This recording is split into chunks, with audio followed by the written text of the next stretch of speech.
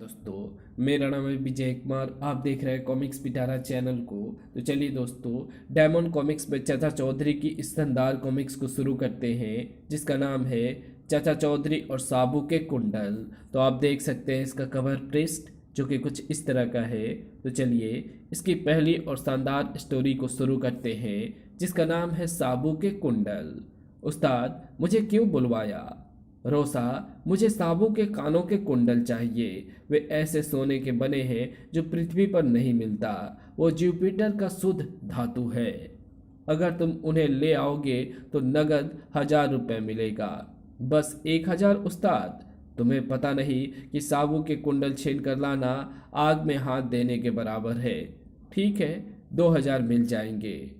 उस्ताद, काम हो गया समझो। रोसा ने बड़ों बड़ों के दिमाग ठिकाने लगा दिए हैं। तुम नोट गिनो, मैं कुंडल लेकर आया।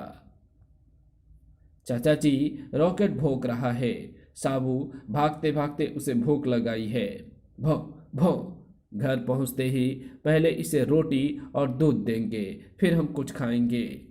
साबू, तुमने कानों में कुंडल बहुत पहन लिए, अब उन्हें मेरे हवाले कर दो। चूहे, तेरी ये हिम्मत। लंबू, मुझे चूहा मत समझना। इस थैले में बम है। अगर मैंने इसे दे मारा तो तेरी धजिया उड़ जाएगी, समझा? तुम्हें क्या चाहिए? साबू से उसका कुंडल दिलाओ, नहीं तो दोनों मारे जाओगे। तभी रॉकेट पीछे से छलांग लगाता है। ओह, मेरा थैला। चूहे, अब बोल। नहीं। अगर उसके पास बम होता तो वो उसे थैले में छिपा कर ना रखता। थैले के अंदर से निकला केक जो रॉकेट की भूख मिटा रहा है। चाचा चौधरी का दिमाग कंप्यूटर से भी तेज चलता है। तो चलिए इसकी अगली स्टोरी को शुरू करते हैं, जिसका नाम है स्मगलर बोगो। पुलिस हमारे घर में? लगता है हमारी खैर नहीं। नहीं चाचा जी, उल्टा मैं आपकी मदद लेने आया हूँ। ये फोटो स्मगलर बोगो का है। इसको पकड़ने में हमारी मदद कीजिए। आप अपने जासूस उसके पीछे लगा दीजिए, वे इसे धर दबोचेंगे। हम वो सब करके देख चुके हैं। बोगो चकमा दे जाता है। ठीक है, मैं कोशिश करूंगा। चल भाई दीपू, स्मगलर को पकड़े। यहाँ खड़े हो जाओ। हर आने जाने वाले पर निगाह रखो। शक होने पर फौरन उसे पकड़ लो। ठीक है। यह आदमी मुंह छिपाए जा रहा है। जरा जरूर स्मगलर बोगो होगा। रुक जाओ। टोकरी से सिर हटाते ही, ओह, ये तो अपने पड़ोसी ज्ञानचंद है। लेकिन आप मुंह क्यों छुपाकर जा रहे हैं? मैंने बनिए का उधार देना है। हर चेहरा छुपाने वाला स्मगलर नहीं होता। थोड़ी देर बाद, जाओ दीपू, उस आदमी को पकड़ लो, मगर उसकी शक्ल अपराधी से नहीं मिलती। जो कहता हूं वही करो। रुक जाओ और तलाशी दो। जो ही कुर्ते को उठाकर देखते हैं तो पेट के साथ बोरी बांध रखी है। दीपू, बोरी खोलो। इसमें से ढेर सारी घड़ियां निकली। सारी इंपॉर्टेंट है। लड़के, तुमने जो कुछ किया है उसके लिए तुम्हें कीमत चुकानी होगी। तभी पीछे से धड़ाक। औ उसकी दाढ़ी मूछ गिर पड़ती है। ये तो स्मगलर बोगो है। इंस्पेक्टर साहब, आप अपने अपराधी संभालिए। मैं हैरान था कि दुबले पतले आदमी का पेट मोटा कैसे हो सकता है।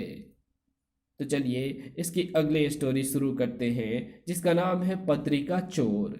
नई मैगजीन आई या नहीं? डाकिया लेटर बॉक्स में डाल गया होगा। मैं उसे लाता हूँ। चाची, लेटर बॉक्स खाली है। अंधेरा हो गया। हर हफ्ते कोई हमारी पत्रिका उड़ा ले जाता है। बेनी, क्यों आसमान सिर पर उठा रखा है? हमेशा कोई उचक्का हमारे लेटर बॉक्स से मैगजीन उड़ा ले जाता है। हो सकता है कि तुम्हारा वार्षिक चंदा समाप्त हो गया हो, या फिर पोस्टमैन ही पत्रिका हड़प जाता हो। नहीं, हमारा चंदा अभी बाकी है। और रहा पोस्टमैन का सवाल, वो ईमानदार व्यक्ति है। अगर ऐसी बात है तो अगला बार मैं तुम्हारा चोर पकड़ दूंगा। अब लाओ गर्मा गर्म चाय। कुछ दूर पर, रानो, क्या पढ़ रहे हो? पत्रिका। क्या खरीदी है? नहीं। हर हफ्ते जो ही डाकिया चाचा चौधरी के लेटर बॉक्स में मैगजीन डालता है तो मैं उड़ा लेता हूँ। लेकिन वहाँ तो ताला लगा होता है। मेरे पास मास्टर की, यानी सब तालों की चाबी है। मैं चेतावनी देता हूँ कि कभी तू पकड़ा जाएगा। अगले सप्ताह। आज पत्रिका आने का दिन है। अगर ऐसे लेटे रहे तो फिर तो चोर पकड़ लिया। भाग्यवान, तुम्हें आम खाने से मतलब है या पेड़ गिनने से? तभी, हेल्प, आई एम डाइंग। पकड़ा। औ, बिच्छू ने काट लिया मुझे। ये रहा पत्रिका चोर। पर तुमने इसे पकड़ा कैसे? मैंने एक बिच्छू पकड़कर लेटर बॉक्स में डाल दिया था। जब पोस्टमैन पत्रिका लेटर बॉक्स में डालता है तो उसका हाथ बाहर रहता है, इसलिए इसने उसे नहीं काटा। लेकिन जब कोई चीज़ निकालता है तो उसे हाथ अंदर डालना पड़ता है। इसलिए चोर ने पत्रिका के लिए जो ही हाथ लेटर बॉक्स के अंदर डाला, बिच्छू ने उसे काट लिया। तो चलिए इसकी अगली स्टोरी शुरू करते हैं, जिसका नाम है डबल क्रॉस। ये कार कितने की बेचोगे? 1,25,000 की। उस उस सस्ता कार के लिए क्या ये दाम ज़्यादा नहीं है? ये चाहे पुराना सही, लेकिन 1 लीटर पेट्रोल में 18 किलोमीटर चलती है। वो कैसे? 8 किलोमीटर पेट्रोल्स और 10 किलोमीटर धक्के से। एक जगह डिंग डोंग। बाबा, भालू तुम्हारा कल्याण करने आए हैं देवी। बाबा जी, इस वक्त मेरे पास ये 5 रुपए है। अक्का बक्का डबल धमाका। एक के बदले 5-5 के 2 नोट। महाराज, मेरे ये सोने के कंगन ले लो। अक्का बक्का डबल धमाका। कंगन डबल हो गए। महाराज, आप धन्य हैं। अब अगले मोहल्ले चला जाए। भालू बाबा कल्याण करने आए हैं। महाराज, आपकी कीर्ति सब तरफ फैल चुकी है। इस गरीब पर भी कृपा कीजिए और मेरे सोने के हार को डबल कर दीजिए।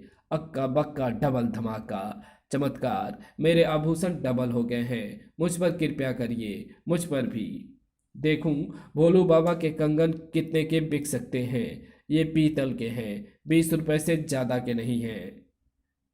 वाह, चाची की लस्सी लाजवाब है। चाचा चौधरी, भालू बाबा ने हमें लूट लिया। लालच बुरी बला होती है। हम कुछ करते हैं। बाबा भालू वही है। बाबा भालू की जय हो। रुकिए, सुना है आप जेवरों को डबल करते हैं। लोगों की सेवा करता हूँ। साबू, अपना कुंडल उतारना।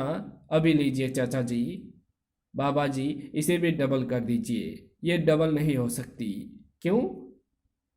बाबा, तुमने बाएं हाथ हाथ से जेवर लेकर उन्हें कुर्ते के अंदर छुपा लेता था, लेकिन देते वक्त वो अपने नकली जेवर दाएं हाथ से देता था।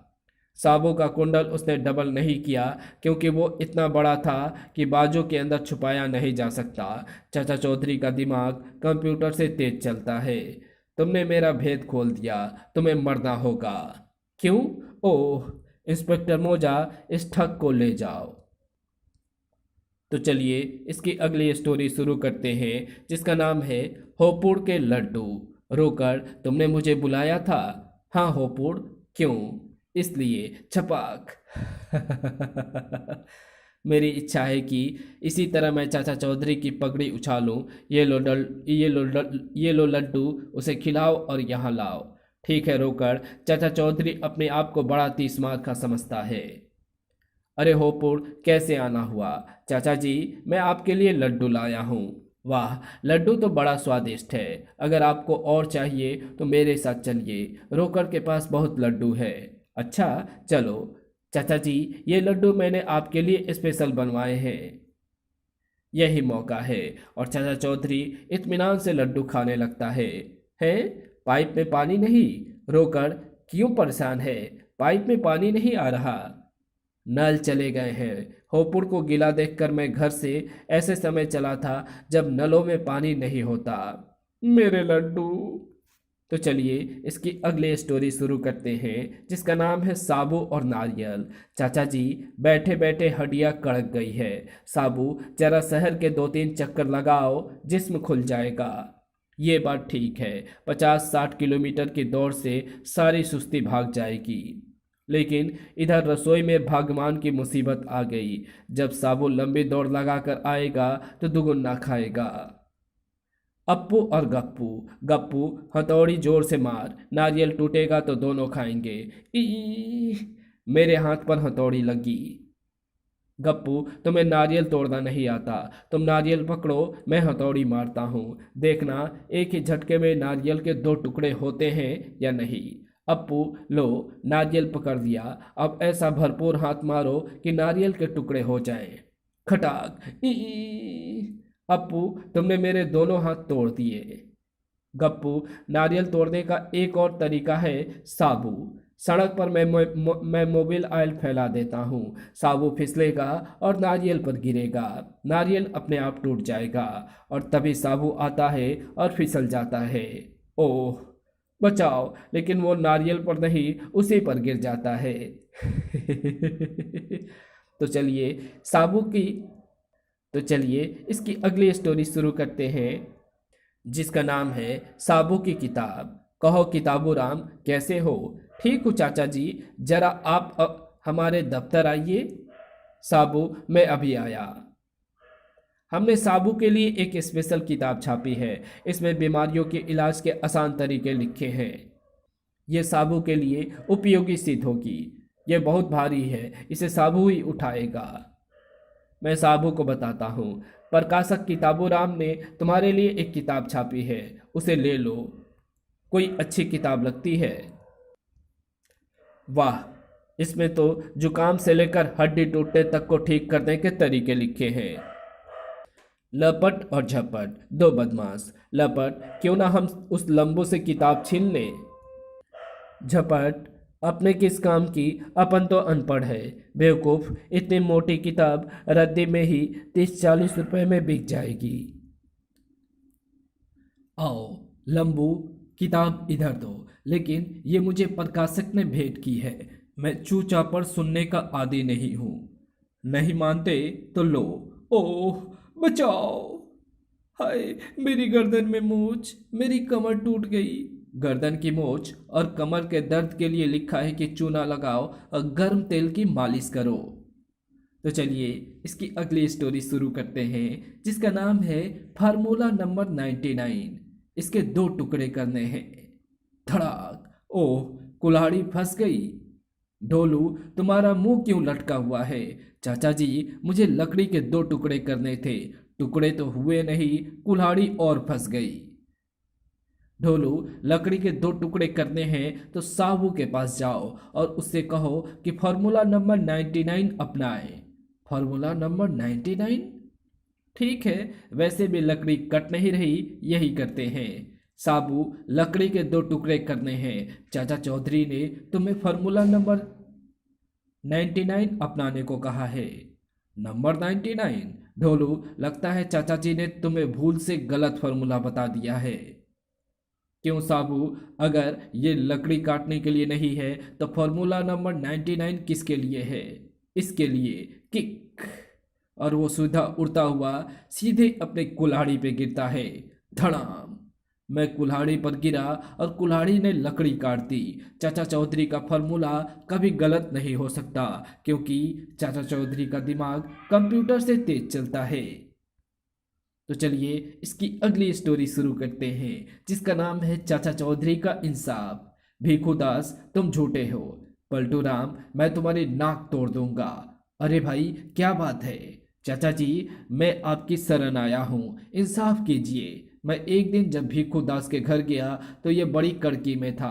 इसने मुझसे 1000 रुपये उधार लिए। अब 1 महीने बाद जब मैं अपने रुपए वापस मांग रहा हूँ तो ये साफ मुकर रहा है। पलटू राम, तुमने तुमने जो 1000 रुपये इसे लिए थे, उसकी कोई रसीद है? पलटू राम, तुमने जो 1000 रुपये इसे दिए, उसकी कोई रसीद है तुम्हारे पास? उस वक्त मैं और भीखू दास पक्के दोस्त थे, इसलिए मैंने रसीद मांगना मुनासिब नहीं समझा। क्यों भाई भीखू दास, तुम पलटू राम के पैसे क्यों नहीं देते? चाचा जी, राम का नाम लो, जब पैसे लिए ही नहीं तो दूँ कहाँ से? क्यों बहन, सच बोलना, तुम गवाह हो। क्या पलटू राम ने भीखू दास को पैसे दिए थे? नहीं। चाचा जी, ये भीखू दास की बीवी है, इसलिए झूठ बोल रही है। मैंने पैसे इसके सामने दिए थे। मामला तो बड़ा पेचीदा हो गया है। क्या वहां और कोई मौजूद था? एक तोता, लेकिन वो भी भीखू दास का है। उस तोते को लाओ। अभी लाते हैं। कुछ देर बाद ये रहा हमारा मिट्ठू राम। मिट्ठू राम, तुम्हारे मालिक तुम्हारी मालकिन से क्या कहते हैं? पलटू राम को मैंने रसीद नहीं दी, नहीं दी। मैं पैसे देने से मुकर जाऊंगा, मुकर जाऊंगा। 1,000 रुपया हजम। अब बोलो भिखू दास, इंसान झूठ बोल सकता है लेकिन परिंदा नहीं। मानता हूँ चाचा जी, मैंने पैसे लिए थे। तो चलिए इसकी अगली स्टोरी शुरू करते हैं, जिसका नाम है बैटिस और कैटिस। चाचा जी, बचाओ बचाओ। अरे रुल्दू, अपनी लाल कमीज उतार फेंको, सांड लाल रंग से बौखला उठता है। चाचा चौधरी ठीक कहता है, अगर मैंने ये कमीज ना उतारी तो ये पागल सांड मुझे रुई की तरह धून कर रख देगा। ये लो, मैंने कमीज उतार दी और देखो वो सांड भी शांत हो गया। ये कमीज मुझे दे दो, नहीं तो वो फिर तुम्हें मारने दौड़ेगा।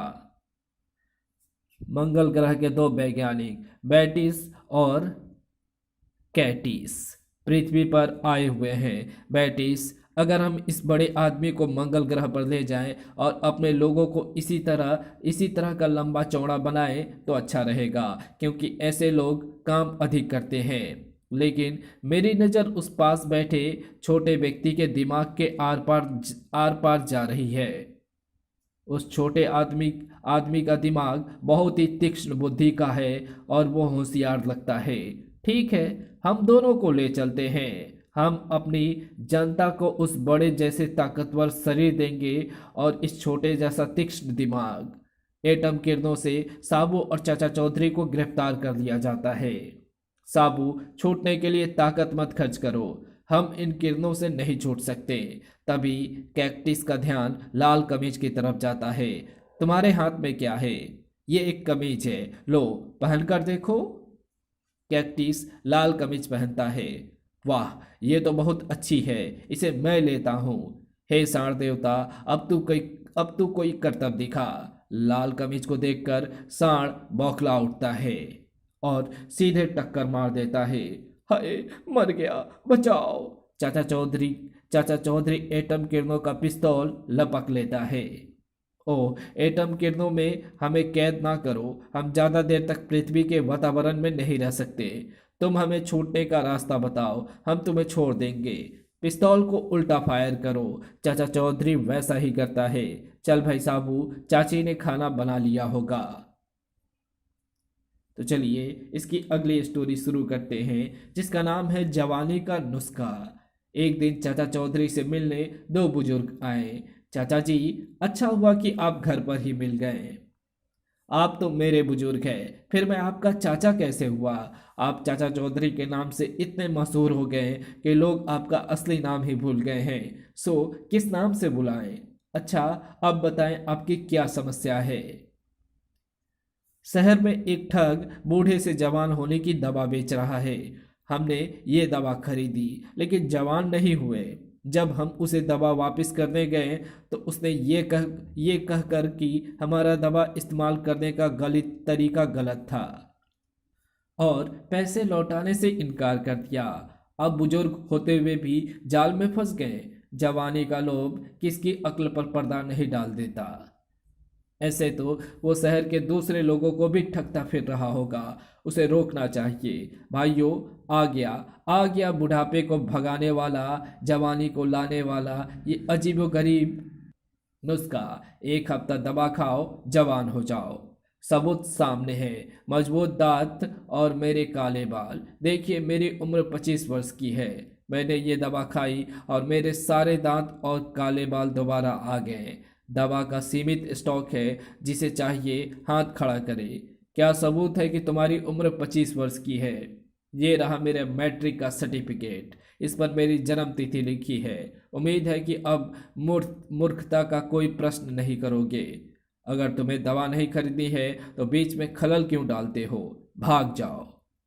जनता मेरे खिलाफ हो गई है। ट्रिक नंबर 99 चलनी चाहिए। सचमुच तुमने अजीबोगरीब आविष्कार किया है, मुझसे भूल हो गई। तुम्हें इस पर नोबेल पुरस्कार मिलना चाहिए, लेकिन फिलहाल तुम्हें मेरी तरफ से ये डिब्बी कबूल फरमाओ। ये क्या है? सूंघकर देखो। वो उसे सूंघता है। आ, सचमुच बड़ी अच्छी खुशबू है। तभी छी! ओह मेरे दांत। दूसरी चीख। छी। ओह मेरा बेग। उस कमबख्त ने नस्वार दे दी है। अरे उसने तो नकली दांत और विग लगाए थे। अगर दवाई खाने से जवानी लौट आती तो दुनिया में कोई बूढ़ा ना रहता। तो चलिए इसकी अगली स्टोरी शुरू करते हैं, जिसका नाम है कल्लू का गधा। कल्लू कुम्हार अपने गधे को सरेआम पीट रहा था। अरे ठहरो, बेजुबान जानवर को क्यों मार रहे हो? गधा बड़े काम का जानवर होता है, दिन भर ढेरों बोझा ढोता है, रात को जहां डाल दो पड़कर सो जाता है। चाचा जी, यही तो मुसीबत है। ये गधा अब बूढ़ा हो गया है, बोझ बोझ ढोने के काबिल नहीं रहा। दिन में 5 रुपए का घास खा जाता है। तंग आकर मैं इसे जमुना पार छोड़ आया था, लेकिन ये कमबख्त फिर लौट आया। अच्छा कल्लू, अगर तुम इससे तंग आ गए हो तो ये गधा मुझे दे दो। चाचा जी, अगर आप इसे ले जाएं तो मुझ पर बड़ा एहसान होगा। और चाचा चौधरी उस बूढ़े गधे को लेकर चल दिया। जाते जाते एक जगह पर बचाओ बचाओ। अरे ये कैसा शोर है? क्यों भाई, क्या बात है? दूसरी मंजिल पर मेरे घर में एक डाकू ने अंदर घुसकर मेरी पत्नी और बच्चे को बंदी बना लिया है। उसका कहना है कि 10,000 रुपए दो, नहीं तो वो उन्हें गोली मार देगा। अगर पुलिस को बुलाता हूँ तो भी वो उन्हें जिंदा नहीं छोड़ेगा। मैं अभी ऊपर जाकर इस भीमसेनी लट से उसे सबक सिखाता हूँ। ऊपर कैसे जाओगे? उसने सीढ़ियों का दरवाजा अंदर से बंद कर रखा है। उस पाइप के जरिए ऊपर जाया जा सकता है। चल मेरी पगड़ी, आज तू अपनी करतब दिखा। शाबाश गधे, जरा थोड़ा और ऊपर खींच। मैं खिड़की तक पहुंच गया, फ्लैट के अंदर। अब और इंतजार बेकार है। 5 मिनटों में अगर 10,000 रुपये नहीं मिले तो सबको भून दूंगा। तभी चाचा चौधरी पीछे से उसे दबोच लेता है। ओह, ये कौन कमबख्त आ गया? हाय मैं मरा। ढिसुम, ये लो। जाओ, तुम जाकर दरवाजा खोलो और अपने पति को ऊपर ले आओ। घर का मालिक ऊपर आता है। चाचा जी, आपका धन्यवाद। ये 1,000 रुपये मेरी तरफ से कबूल करो। शुक्रिया। पैसे नहीं, आप चाहें तो मेरे गधे को एक समय का खाना खिला सकते हैं। तो चलिए इसकी अगली स्टोरी शुरू करते हैं, जिसका नाम है राजकुमारी नताशा। ब्राजील देश का राजा गुलसब और उसकी बेटी राजकुमारी नताशा। बेटी नताशा, तुम बड़ी हो गई हो। मैं तुम्हारे ब्याह के बारे में सोच रहा हूँ। पापा, क्या कोई ऐसा व्यक्ति है जो दुनिया में आप अपनी मिसाल आप हो? हाँ है, भारत देश का चाचा चौधरी। उसका दिमाग संसार में अद्वितीय है। तो फिर मैं उसी से शादी करूंगी, क्योंकि मैं ऐसी चीजें पसंद करती हूँ जो दुनिया में किसी और के पास ना हो। लेकिन बेटी, लेकिन वेकिन कुछ नहीं। नताशा जिस चीज को पसंद करती है हासिल करके ही रहती है। मैं चली भारत देश। भारत पहुंचने पर, अरे भाई, चाचा चौधरी को जानते हो? कौन नहीं जानता? वो वहां बैठा है। चाचा चौधरी, मैं ब्राजील देश की राजकुमारी नताशा तुमसे शादी करने आई हूँ, क्योंकि तुम तुम इस दुनिया में अपने किस्म के अद्वितीय अद्वितीय आदमी हो। मर गए। देखो नताशा, दुनिया का अद्वितीय इंसान वो लंबा चौड़ा साबू है। बेहतर होगा तुम उसी से शादी करो। सचमुच इतना ताकतवर इंसान संसार भर में नहीं है। साबू, मैं राजकुमारी नताशा तुमसे शादी करने के लिए आई हूँ, क्योंकि तुम विश्व के अजीबोगरीब इंसान हो। मर गए। लंबा चौड़ा कोई बड़ी बात नहीं होती। असली दिमाग चाचा चौधरी के पास है, और दिमाग ऐसा कि कंप्यूटर से भी तेज चलता है। नहीं, साबू तुम्हें गलत गलत जानकारी दी है। साबू ही धरती पर एक एकलौता ऐसा प्राणी है जो जुपिटर से आया है। इसलिए उससे अजीबोगरीब पति और कौन हो सकता है? चाचा चौधरी तुम्हारी गृहस्थी की सारी समस्याएं सुलझा देगा। उससे अच्छा वर और कौन हो सकता है? साबू। नहीं, चाचा चौधरी। साबू, चाचा चौधरी। उधर उधर। साबू, चाचा चौधरी। वो। ओफो, मैं तो परेशान हो गई। मैं किसी के साथ शादी नहीं करती। तो चलिए इसकी अगली स्टोरी शुरू करते हैं, जिसका नाम है चंद्रमुखी पहाड़। साबू, आज हम चंद्रमुखी पहाड़ पर चढ़ेंगे। चाचा जी, एवरेस्ट पर क्यों ना चढ़ें? एवरेस्ट पर कई लोग जा चुके हैं, चंद्रमुखी पहाड़ पर आज तक कोई नहीं गया, इसलिए चंद्रमुखी पहाड़ पर चढ़ने से ज़्यादा नाम होगा। धमाका सिंह, क्यों ना ये यश हम हासिल करें। इस तरह से चंद्रमुखी पहाड़ पर चढ़ने वाले न सिर्फ पहले व्यक्ति होंगे, बल्कि ये भी साबित कर देंगे कि चाचा चौधरी को हराया जा सकता है। लेकिन वे तो हमसे आगे निकल गए हैं। हम सड़क का रास्ता तय कार से तय करेंगे और उन्हें पीछा छोड़ देंगे। चौधरी, चंद्रमुखी पहाड़ पर मिलना। चाचा जी, इनकी कार उठाकर नदी में फेंक दूं? नहीं साबू, आज देखना है कछुआ हारता है या खरगोश। ऊनी कपड़े पहन ले, पहाड़ की चोटी पर ठंड लगेगी। देखो पीछे कहीं वे लोग दिखाई दे रहे हैं, दूर तक वे दिखाई नहीं दे रहे हैं। हुर्रे चाचा चौधरी, हमने तुम्हें मात दे दी, तुमसे पहले चोटी पर पहुंच गए और तभी कड़म, और वो दोनों चोटी से नीचे गिर जाते हैं। गोबर सिंह, तुम जिस पर चढ़े थे वो ज्वालामुखी चंद्रमुखी पहाड़ गोबर सिंह, तुम जिस पर चढ़े थे वो ज्वालामुखी की पहाड़ थी और चंद्रमुखी पहाड़ ये है। तो चलिए इसकी अगली स्टोरी शुरू करते हैं, जिसका नाम है पगड़ी और टोपी। कहाँ चल दिए? पार्क की ठंडी ठंडी हवा में आराम करने। यहाँ कुछ देर सोया जाए। चाचा चौधरी, आंटी, दिवाली का एक एटम बम बच गया है। अगर तुम पटाखे का मजा दोगुना करना चाहते हो तो पार्क में चाचा चौधरी सो रहा है, वहां इसे जलाओ। लेकिन आंटी, मैं चाचा चौधरी को पहचानता नहीं हूँ। बड़ी आसान बात है, वो हमेशा लाल पगड़ी पहनता है, बस इतना काफी है। ठंडी हवा चल रही है, क्यों ना थोड़ी देर बेंच पर सोया जाए। अगर मैं इसकी पगड़ी उसके सिर पर और उसकी टोपी इसके सिर पर रख दूं तो अब जब उठेंगे तो अचंभे में रह जाएंगे। उसने कहा था कि चाचा चौधरी हमेशा लाल पगड़ी लगाए रखता है और वो उसके पास एटम बम को जलाकर भाग जाता है। बड़ा कब वक्त, ये मेरा पति है, मेरी पगड़ी। तो चलिए इसकी अगली स्टोरी शुरू करते हैं, जिसका नाम है क्रिकेट टेस्ट। विदेशी क्रिकेट टीम का भारत में मैच। साबू, ये मैच बड़ा रोमांचक होगा। विदेशी टीम का कप्तान, भारतीय टीम को जल्दी आउट करना है। 11 गेंदों पर 11 खिलाड़ी आउट होंगे। वो कैसे? इस गेंद को थामो। ओह, इतना भारी। अंदर ठोस लोहे का गोला है, ऊपर चमड़े का कवर चढ़ा है। ये गया पहले ओवर का पहला बॉल। धड़ाक, उसकी गेंद मेरे बैट को भेदती हुई निकल गई। क्रिकेट के इतिहास में ये अचंभा पहली बार हुआ है। धोखा, चालबाजी, गेंद हटाओ। हमने तुम्हारे कप्तान को पहले कह दिया था कि बॉलिंग हम अपनी गेंद से करेगा।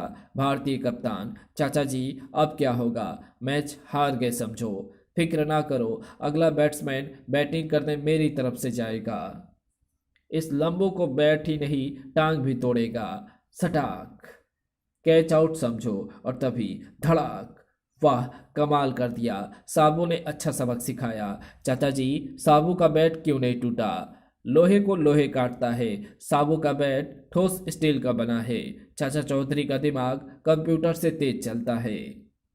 तो चलिए इसकी अगली स्टोरी शुरू करते हैं, जिसका नाम है दूध का दूध। रघु, बर्तन में चाचा चौधरी क्या ले जा रहा है? डग्गू, ये तो पता नहीं, लेकिन चाचा चौधरी के पास जो चीज़ होती है अच्छी होती है, जाकर पता लगाओ कि उसमें क्या है। चाचा जी, बर्तन में क्या ले जा रहे हो? रघु, इसमें भूरी भैंस का दूध है। डग्गू, उसमें दूध है। दूध? वो पीना तो मुझे बहुत अच्छा लगता है, लेकिन कैसे पियोगे? देखते जाओ। चाचा चौधरी, मैं तुम्हारे घर से आ रहा हूँ, तुम्हारा फ़ोन आया है, जल्दी जाओ। जब तक मैं फ़ोन सुनकर आता हूँ, क्या तुम इसे अपने पास रख सकते हो? ज़रूर। भाग्यवान, क्या मेरा फ़ोन आया है? नहीं। चाचा चौधरी बन गए उल्लू। मैंने ये दूध पीने के लिए झूठ कह दिया था कि तुम्हारा फोन आया था। लो संभालो अपना खाली बर्तन। डग्गू, तुम्हें वो दूध नहीं पीना चाहिए था, उसमें ढेर सारी जुलाब की गोलियां गिर गई थी। मैं दूध को नदी में बहाने जा रहा था। और वो सीधा टॉयलेट की तरफ भागता है। तो चलिए इसकी अगली स्टोरी शुरू करते हैं, जिसका नाम है घड़ी चोर। कहो सेठ गोकुल, बड़े घबराए हुए आ रहे हो? चौधरी, बात ही कुछ ऐसी है। मेरे घर पर घड़ियां चोरी होने लगी है। हर रात को जो घड़ी मैं अपने बिस्तर के पास रख कर सोता हूँ, सुबह वो गायब होती है। इस तरह 24 घड़ियां चोरी हो चुकी है। ये 25वीं घड़ी खरीद कर लाया हूँ। मुझे अपने घर ले चलो। चोर बहुत चालाक लगता है।